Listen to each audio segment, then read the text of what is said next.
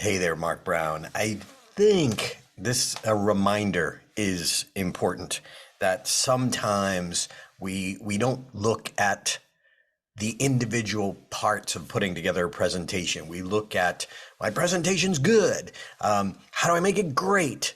But we really have to isolate what we call the core four. This is exactly what we built Stage Time on, and we have our coaching calls. Core one, week one. Core two, week two. Core three, week three. Core four, week four.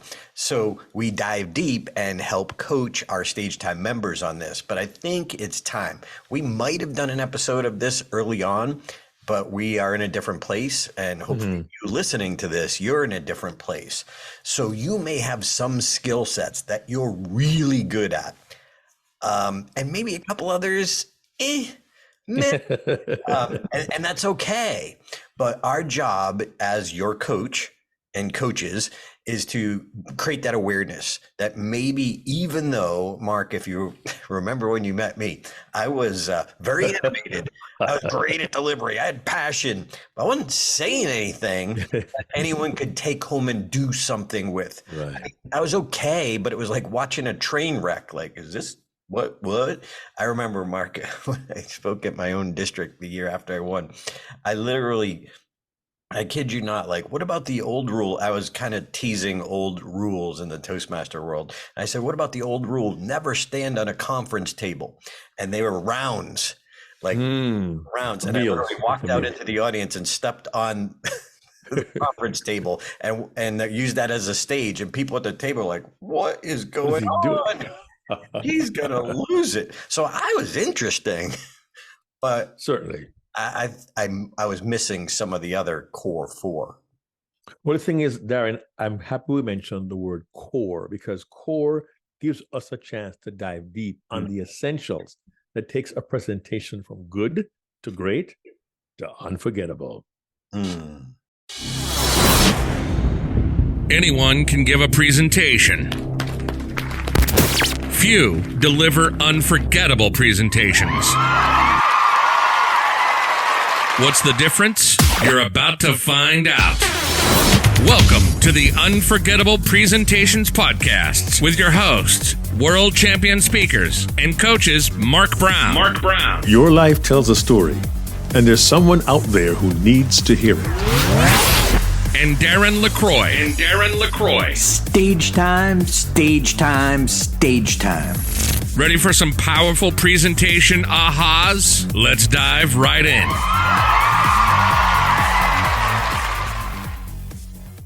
So, Mark, I got to tell you this because I think it sets up the analogy that I remember early. I was in my middle school years. I wanted to play basketball. I wanted to play in the team. I wasn't very talented, but I wanted to play in the team. And I remember we would go there for tryouts, and first thing we had to do was dribble.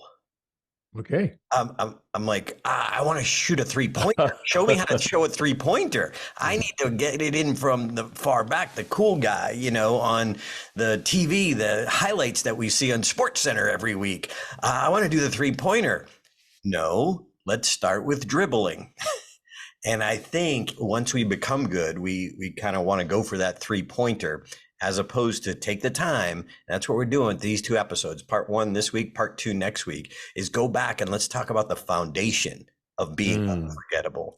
It's funny you say that, because I just had a talk with my high school soccer coach a couple of days ago, and I first played for him in 1976. Used to hate those rudimentary drills. 3 guys, 1 ball, back and forth, back and forth, back and forth, back and forth. But as you said, Darren, that became the foundation for our ball control, our passing.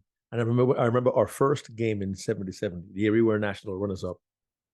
The commentator said the best football was being played. Football in Jamaica was by the fit, fast-moving team from my high school, Calabar High School.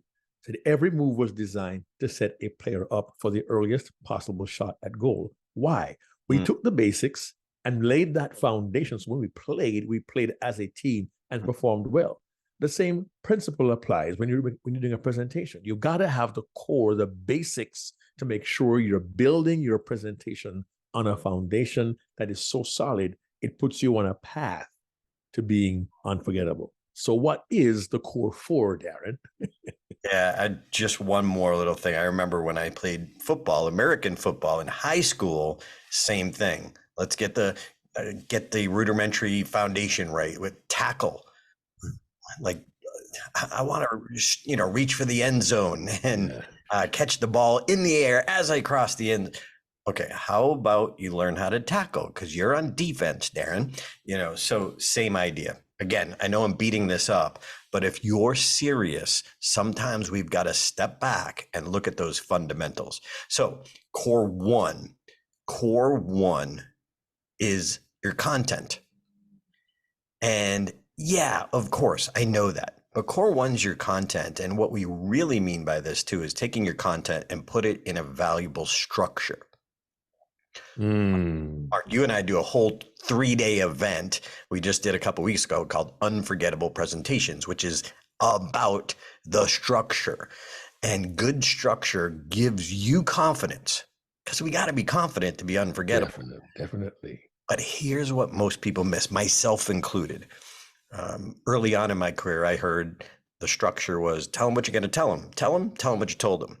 Now that's the structure. I didn't know what that was. I just thought, well, let's tell them what you're going to tell them.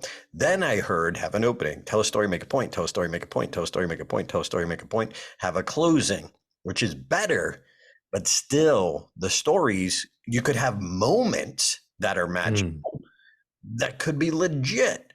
And you think you're unforgettable, but they miss the core message of your whole presentation. So what a strong structure will do, which we both teach and use the Fripp speech model right out of our book, Deliver Unforgettable Presentations, and part of Stage Time, we know that it gives the audience clarity. Because if you're going to be unforgettable, you got to be, here's a new one, Mark. Just made up on the spot. If you want to be unforgettable, you got to be digestible. That's a new one. If you want to be unforgettable, you must be digestible. Yeah, but you're right, Darren. You're right, because good structure gives you confidence and gives the audience clarity. But what I didn't realize also when I was, learning about this, everything is a structure. The question is, what is the better or even the best structure? And I know there are those who will hear us who are Toastmasters, and those will say, oh no, not Toastmasters again. I reference Toastmasters because I grew up in Toastmasters at the basic level. And one of the first things I learned was your story must have an opening, a body, and a conclusion. That's a broad, where'd you taught the same thing, Darren? Your first couple of meetings in an opening, a body, and a conclusion. And that was it. But the idea of a structure where content fits, how content fits, was not part of my early learning. And for those listening to us today, trust us, after a combined 60 years of doing this, we're telling you, having a good structure will be a game changer for you.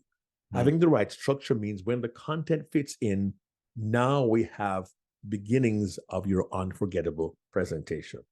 Yeah, I know one of our students, Elizabeth, she was giving a big presentation in her career, and it was one of those first big ones, and she was so excited. She had all these stories, she had all the ideas, she had all the content, but she didn't have a structure on which to hang it. She didn't have a structure on which to hang it. And I told her, go check out Create Your Keynote by next week, which is what our book is based on. And she went through it, the step-by-step process. And she said, it all came together and I nailed it. Well, without that strong structure, you're not going to know which story goes first, which one goes second, which sets up this point. And I hate to say it, but I've seen some celebrities give some commencement speeches, which riddled with wisdom, yet undigestible. I did a YouTube critique of one of them. I won't mention the actor's name, but he had 13 points. Whoa. Who's going to remember them? Now, I would guess his philosophy was they'll take 1 point away. But here was my challenge as an outsider. I'm looking at this as a coach saying, yeah, but you had 3 or 4 that were really good. You went deeper. What if you went deeper to make sure they got those? It's just that not getting a coach, being lazy, thinking it's good enough. They're bringing you in because you're a celebrity. Yeah, but you have this huge opportunity. Why would you not get someone to help you so that it would multiply your wisdom? The strong structure multiplies the wisdom, helps people understand and digest what we're saying. So we not only need the good content, but we need to structure it in a way that is digestible. Mark, I've also, even people who use the FRIP model with the 3 points and the evidence to back up each point. Right. I've seen people do 3 points. 1 point is 32 minutes long, and then 1 point is 3 minutes long, and the next point is 4 minutes long. And so people are feeling like they're missing something. Imbalanced. Right, because it wasn't balanced. So if it's not clear, again, it gives you confidence. It gives your audience clarity. And without clarity, you're just not going to be unforgettable for the right reasons. For the right reasons, that's true. And it's funny, you mentioned 13 points as opposed to 1. Please consider this. Would you rather have the audience hear 13 points and take away 1 idea, or have them hear 3 and take away 3 solid ideas? Because you know what? Yes, they may get 1 idea from you, but it may not be the best one. Perhaps the best one gets lost among the other 12. I'm not being facetious.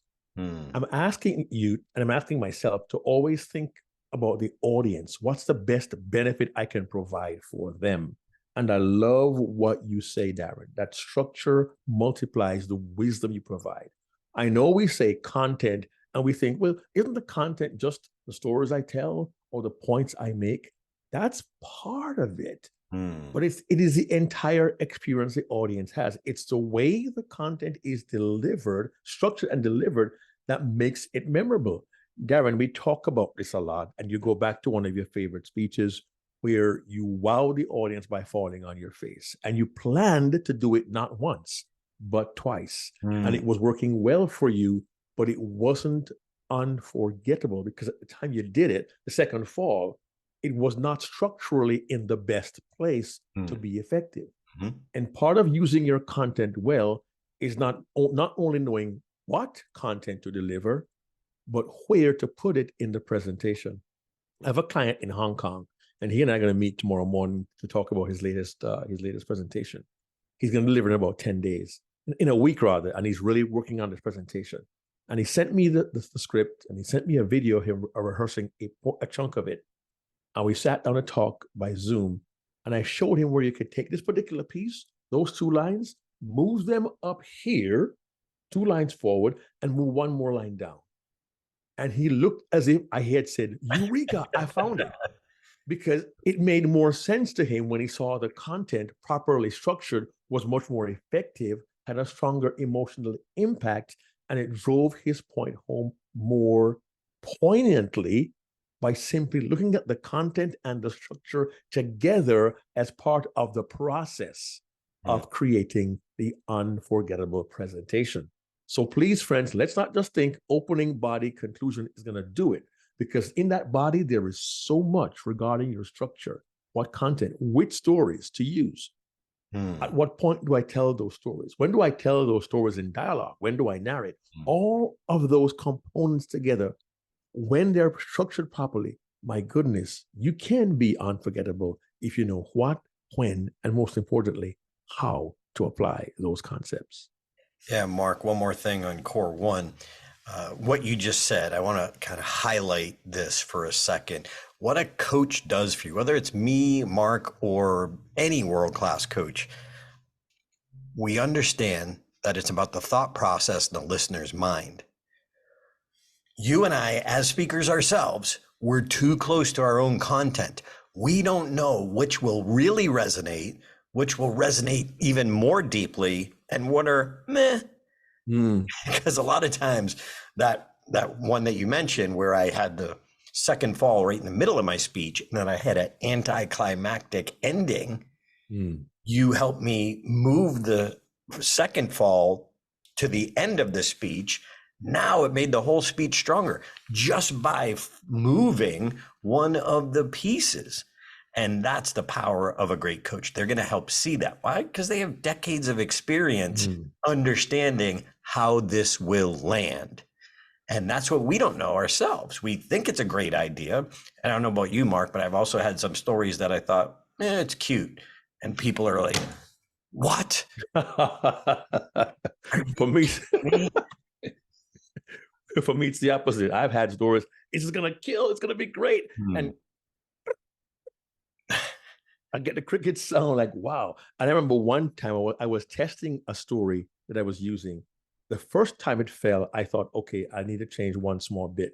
I changed slightly, different audience, live it again. Nothing. I said, wait, 3 strikes and you're out.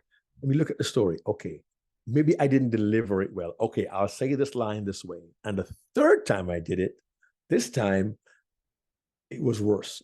And I realized this is not going to work. Now, sometimes it can be stubborn. When I say stubborn, the idea is we say content. Many of us have stories of our experiences that we love. Oh, this is great. My experience, I can do so much with this. I have to tell the audience this story. It's going to be great. But it's not the best story for that audience and for that presentation. So the content there may appeal to you, the speaker, but which content, which story best serves your audience? And we say core because core is at the center. It is so significant. That's one small detail. Is my content the best content I have for that audience at that time when this assignment and in that environment? These are questions we must ask ourselves. And having someone to help guide us through that process, to have us question what we have, what we're going to do. And I love what I think it was Ed Tate talked about, Darren, how your stories have to audition their way into your presentation to find the best story, the best content for that audience at that time. Feel free to elaborate if you wish. But think about it. What best serves my audience? So backing up for just a second, looking at the core 4, you may have strength in delivery. You may have strength in storytelling. You may have strength in one of the cores. But we need to at least take our structure, the foundation of exactly what we're saying. And if that's not your strength, that's okay. Get some help. Find a structure that will work. And Mark, when we walked people through the 7-step process last week, it was amazing because at the beginning of the event, you could see there were a couple newer people who were glassy-eyed and overwhelmed. But by day 2 and then into day 3, you could see it start syncing up, and they'll never be the same again because now they get it. They understand it. And that's what we're asking you to do. You've got to start with core 1. If you're not great at it, well, I can do this speech. And people say, okay, but what if you back up a step and you might have the exact same content? You might just structure it differently and do your slides and your stage use reinforce the structure of your speech. Ooh, nice. Do your slides and stage use reinforce the structure of your speech. So we have a program called Stageology where we talk about that, how to use the stage. Your slides, whenever I go to a new point of wisdom, so I have white slides with blue lettering, stage time colors. However, whenever I go to a new point in my structure, it's very clear because then I have a blue slide with white text. So now I'm also training people. So in that first one, okay, so secret number 1, I make the first one real clear and then they're getting it. They're more clear on the structure. Okay, now we're going to a different point. I always use the analogy of when you're reading a book, you're done with chapter 2, you flip a page. How do you know you're going on to a new subject? There's a big number 3 there. Well, we don't have that opportunity. Well, we have the opportunity. We don't have that with such clarity when we're using the stage and or slides and or our presentation. So how do you clearly, and what I love, Mark, is by day 3, everybody got it. Right. So clear about the importance of clarity to get there. So core one, that structure and content. What's your content in what order? And as Ed's analogy is to, you have people or content auditioning there. Which one do I use? Right. Well, do this one and that one and find out from your coach or get feedback from other great presenters. Which one is stronger? Well, how do I know which one is stronger? Well, what's the point you're trying to make? Because they could be stronger, but if it's not stronger towards the point you're trying to make and the overriding premise, which is the thought or the idea you're selling, then that's how you know which one's stronger. Yeah, but I like delivering this one better. Okay, well, build another speech that is, I get it. I get it. Deliver what is best to serve your audience, and good content with the right structure. Core one, that's your foundation. Yes. All right. So core two is deliver unforgettable stories. So now that we've talked about the structure of the whole presentation, stories are the heartbeat of it. And if you're listening to this and you really want to focus on it, I'm going to encourage you to join us. Go to stagetimeworkshops.com and join us for Better Stories, Better Business, because this is the heartbeat of your presentation. I love what Craig Valentine says. If you want to be a $10,000 speaker, you've got to tell $10,000 stories. And Mark, you know the story.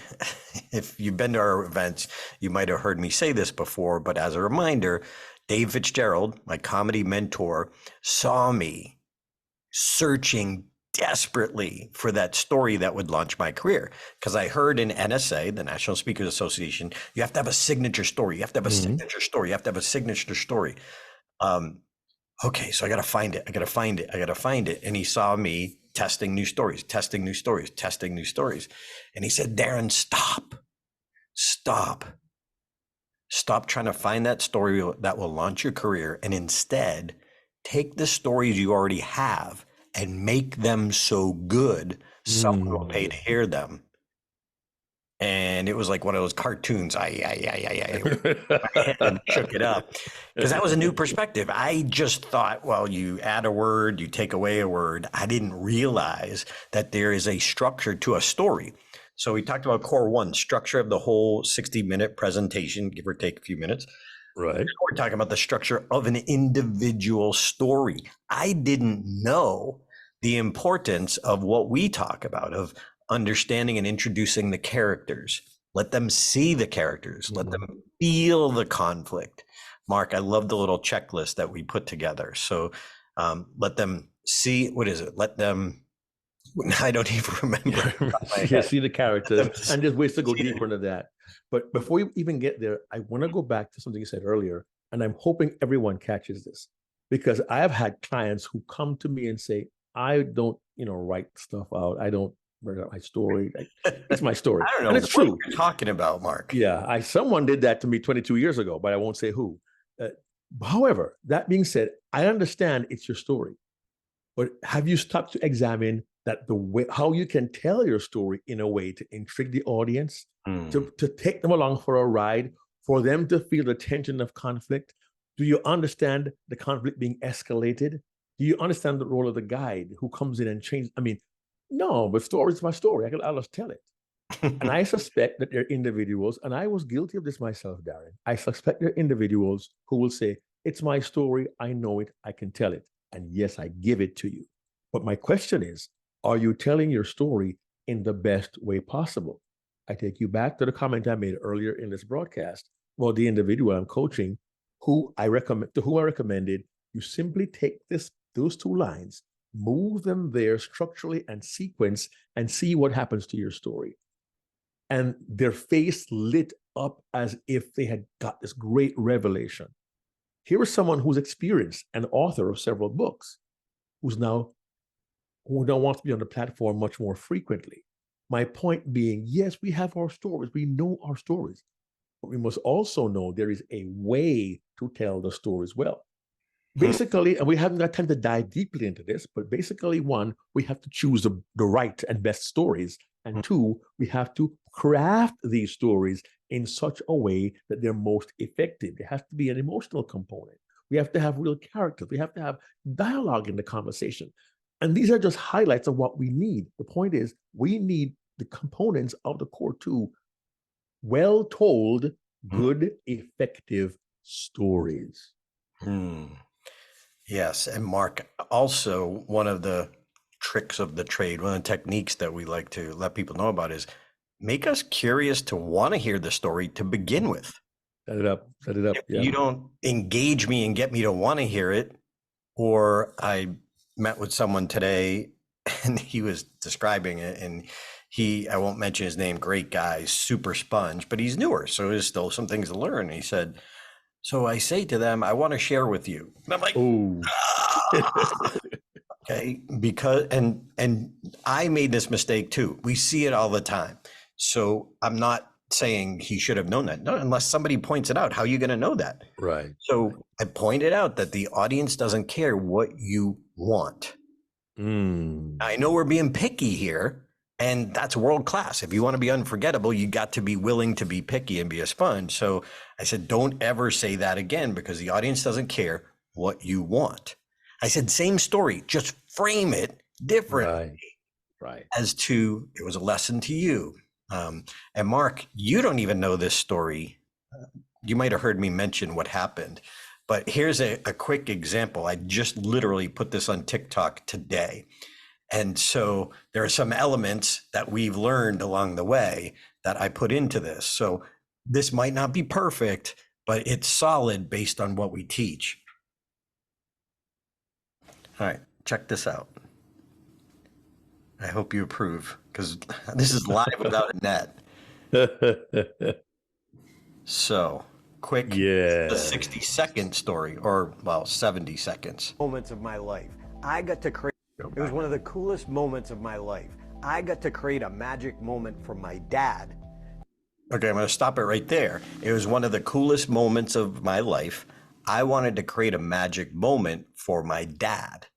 It's part of what we were just talking about, making people curious. It was what was one of the coolest moments? Oh, really? You know, and I wanted to get in their dad, so people who've seen me talk about the World Championship speech a bazillion times are like, oh, you're going to talk about that again. So anyway, so I want to show you as an example what we're just talking about. There may be other ways to do it, but we need to take the time to how do we make the story curious so people lean in. So here we go. And a bonus moment happened that I didn't even see coming.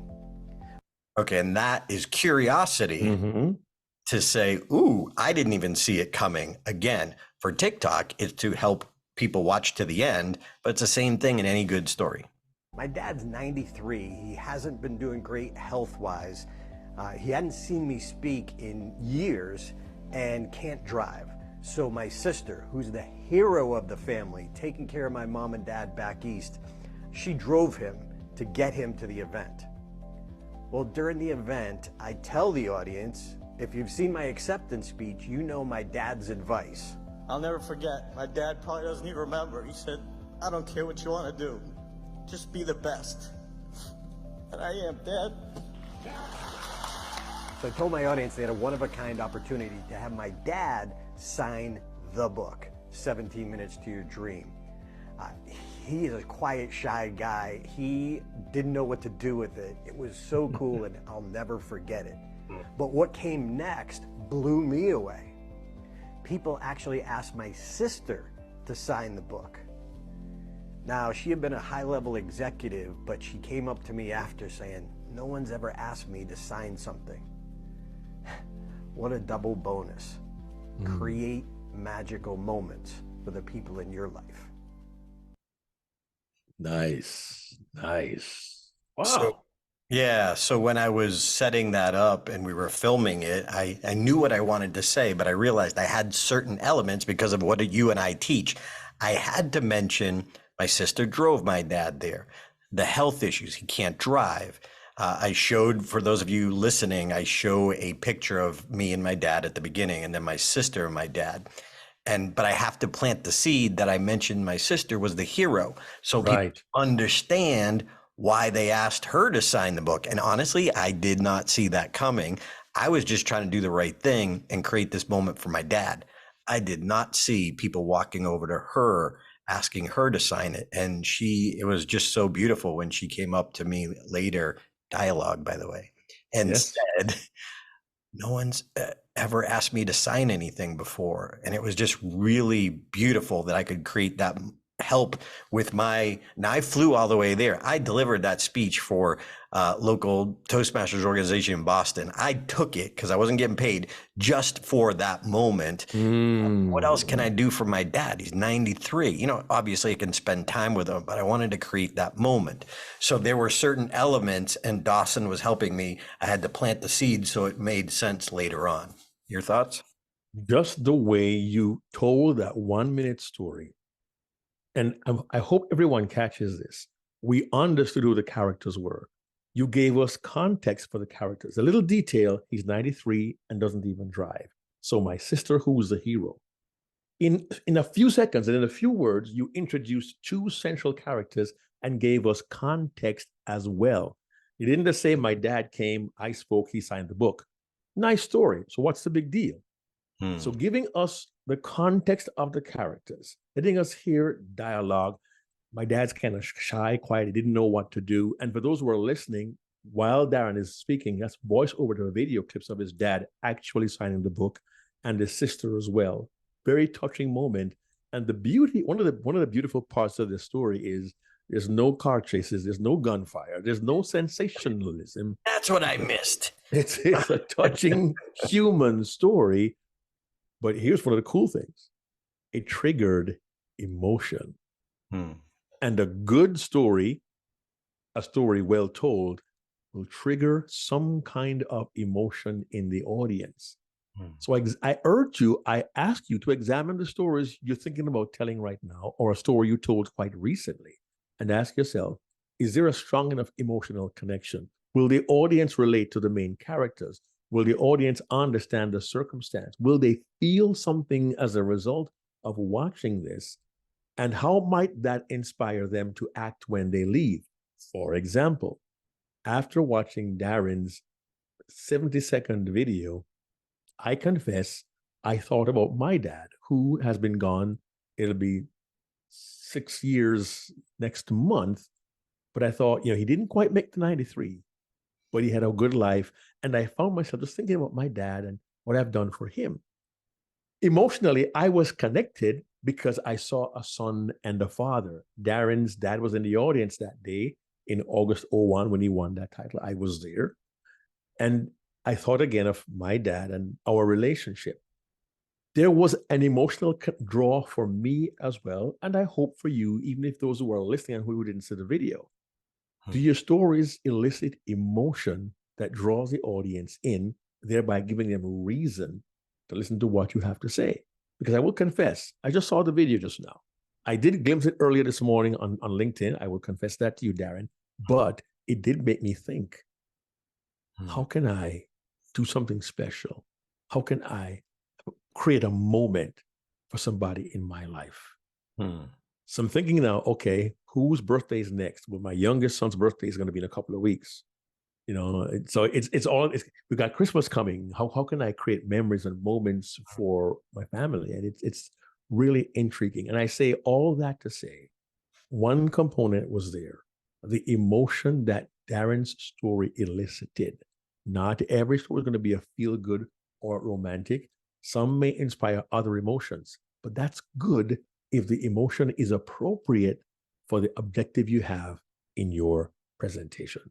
And Mark, you always say something really worth reminding people of. It's your story, but it's for them.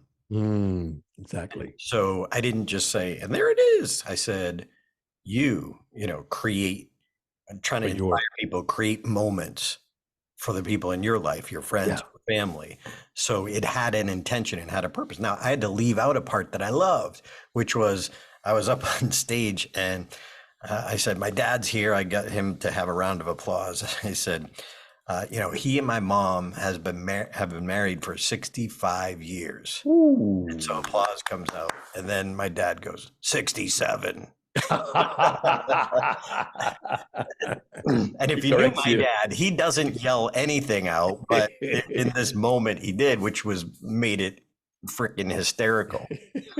Uh, and when I have funny. more time, I will tell that, but it will be a different intention. And in this 70-second story, I just didn't have time for that. And it didn't necessarily, it was funny, but it didn't necessarily add to my point, which was create moments, magical moments for the people in your life. It didn't add to that. It was funny. So I had to pull that out for this story. And sometimes we have to pull out some things that we want to say. And I do that because it's a new story, but I used everything we talk about. And as Mark said, but a reminder, make your new goal that your story must elicit emotion. So if you're not considering the emotions of the characters, you're not there yet. You've got to consider the emotions and the before emotion, and there should be an emotional shift. I was surprised. I didn't see this one coming. And what is that emotional shift? Here you are beforehand.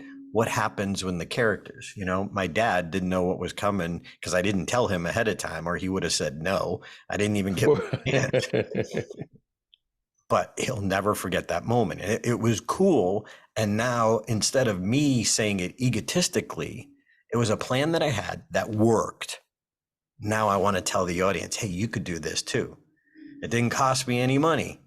It was a moment. Sometimes people don't want gifts, but you deliver a moment to them, and that is powerful. So going back to the story principle. So again, core one, the structure of your whole speech. If you're not good at it, get good at it, because it's going to simplify the process for you. It may seem like a little bit of work to get comfortable, but once you do, you can generate better presentations more quickly. And then core two, stories. Make it your goal to be unforgettable, but understand the structure. And Mark, we had a VIP sign up today, Marty, who's going to be joining the VIP. Two more spots open. So we're going to work with him on his stories. And his goal is to help divorced men deal with divorce. How do you overcome that? How do you get stuck? Because he's talking from his experience. So he is open to having our help to be able to tell that story. But you tell that story, it's going to be able to be used on social media, be a great video for your homepage, and it's going to get you hired. It's going to be better in your demo video as well. So this story is so important in so many ways, not only your marketing, but how you connect on stage to your audience. The more deeply you connect, the more referrals you're going to get, the more higher fees you're going to get, the more book sales you're going to get, the more people will follow you. Why? Because he connected deeply. Who wants to connect to somebody they didn't connect with? And the more effective you'll be. The more effective you'll be on the day at that site with the audience who is there. And you never know, we can never truly anticipate the impact that our stories can have.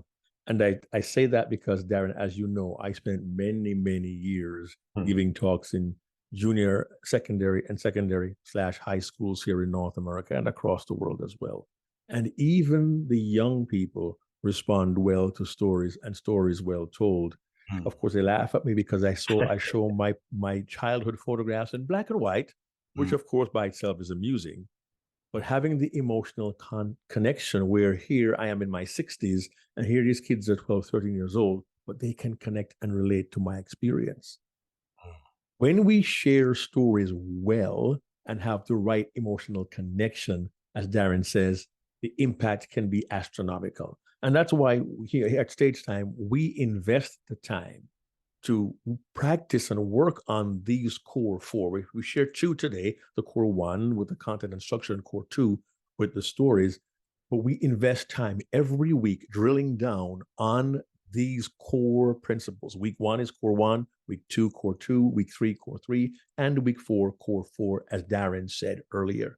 When you have the core, basic, rudimentary foundation to a presentation, you're on your way to being unforgettable. And when it is the foundation of what you do, it will become natural. But if you're willing to not go deep on those two, core one and core two especially, you're just missing it. because you want to be world class. You want to be unforgettable. It's got to become second nature. Then you can throw the 3-pointer. Boom. Why? Because you got everything else down. It's down. It's part of me. So if it's not your strength, go back and learn the structure. Again, once you do, everything else falls in place. And then the stories, once you do, now you're going to tell better stories more quickly. A new story comes across and you know the elements that need to go in it, just like that one that I did. Boom, it just happened. Here's 70 seconds. I can't believe I did a story in 70 seconds. But well done.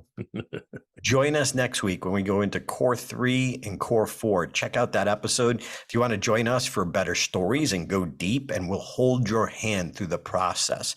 In 3 days, you'll have a new story or an overhauled story. And I promise you, it will change how you tell stories for the rest of your career. Join us for the workshop, stagetimeworkshops.com. Better stories, better business. Join us next week for Unforgettable Part 2, the Core 4. Hey there, this is Darren LaCroix. Thanks for checking out this podcast episode on YouTube.